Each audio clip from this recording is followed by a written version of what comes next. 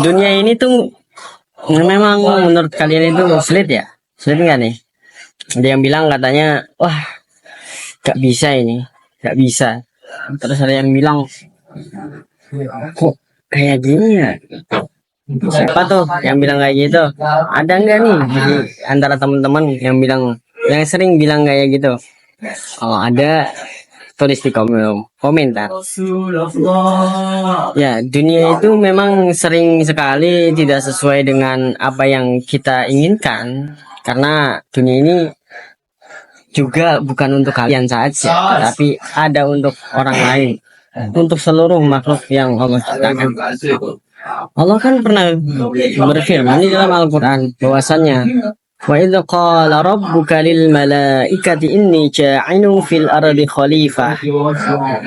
Dan ketika bumi diciptakan, wa idza qala rabbuka, berkata, inni ja'ilun fil ardi khalifah, bahwasannya menciptakan dunia ini itu dijadikan Nabi Adam sebagai khalifah. Jadi sebenarnya bukan untuk kalian dunia ini diciptakan, tetapi untuk reorientasi ataupun alur cerita dari Lauful Mahfuz. Nah, dari zamannya Nabi Adam, sebenarnya bukan salahnya Nabi Adam makan buah kuldi, ataupun salahnya setan yang membisikkan, tetapi semuanya ada cerita skenario-nya. Jadi sebenarnya kita yang penting adalah bersyukur dan bagaimana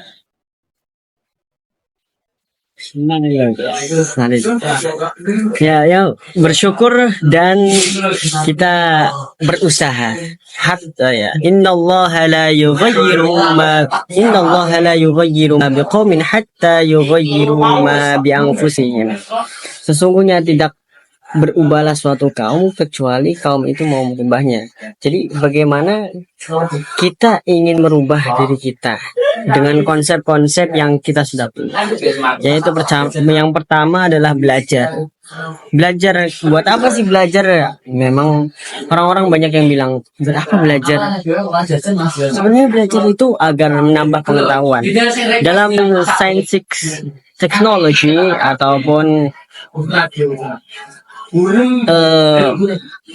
ataupun penelitian tentang otak ketika belajar itu akan menambah memori, menambah sel-sel yang ada di dalam pikiran.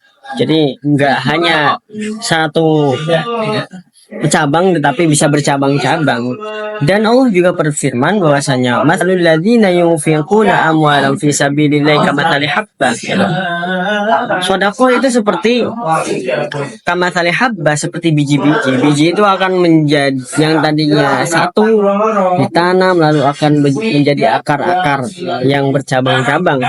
Jadi seperti itu. Di dalam tubuh kita, di dalam sel kita juga termasuk ada sel, ada akar yang bercabang-cabang, sel bercabang-cabang. Itu apa? Di pikiran juga ada, karena pikiran itu adalah tujuan utama, maksudnya sel inti dari seluruh badan kita.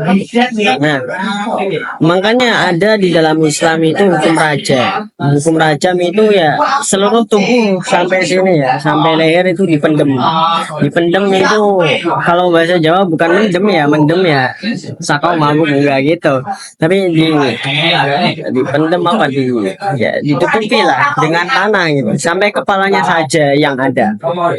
Nah, jadi setelah kepalanya saja yang ada itu dilempari batu yang sedang gitu. Karena apa kok kayak gitu? Karena pelaku zina itu agar pertama mendapatkan hukumannya. Ketika ini kan kepalanya dilempar itu kan adalah organ tubuh paling utama, dan ketika dilempar itu kan sakit, ya, merasakan sakitnya atas hukuman di dunia. Nanti di akhirat insya Allah nggak dihukum setelah dihukum di dunia.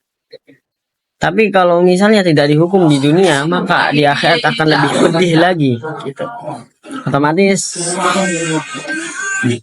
kita juga harus bisa berpikir bahwa semua itu ada rancangan, semua itu ada metode, dan semua itu ada pertama tadi belajar, yang kedua adalah kita mempraktekannya.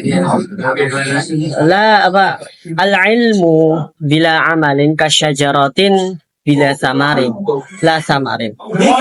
Bahwasanya ilmu tanpa mengamalkan, tanpa diamalkan itu sama saja seperti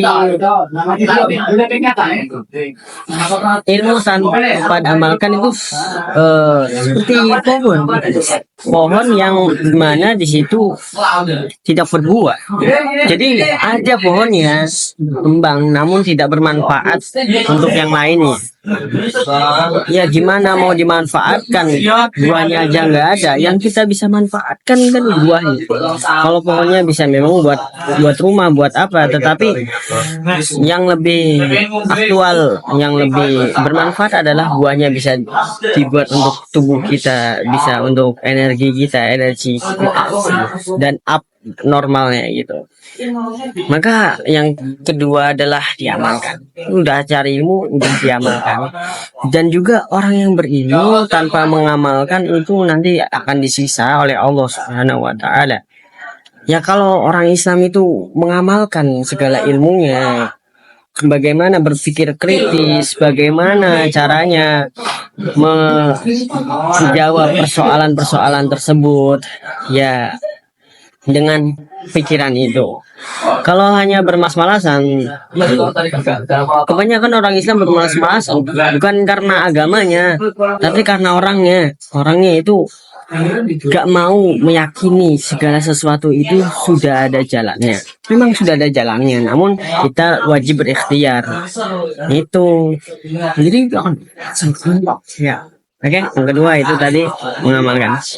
Dan yang ketiga itu adalah memodifikasi.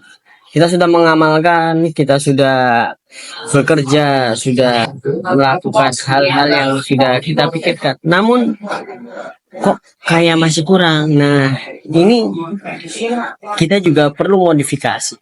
Modifikasi seperti evaluasi. Wah, ini gimana sih caranya kok nggak naik lagi, terus gimana sih kok stuck. Nah itu caranya harus bisa dicari. Dengan apa? Dengan ilmu lagi, kamu cari di sosial media dan lain-lainnya.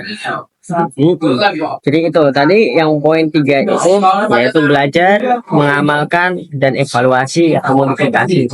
Ya mungkin segitu saja sih dari saya, yaitu caranya agar kalian bisa nggak sukses banget sih ya, cuma potensinya dikeluarkan itu biar semakin kesini semakin naik ya. Semangat dari saya, sekian dan terima kasih. Wallahualam.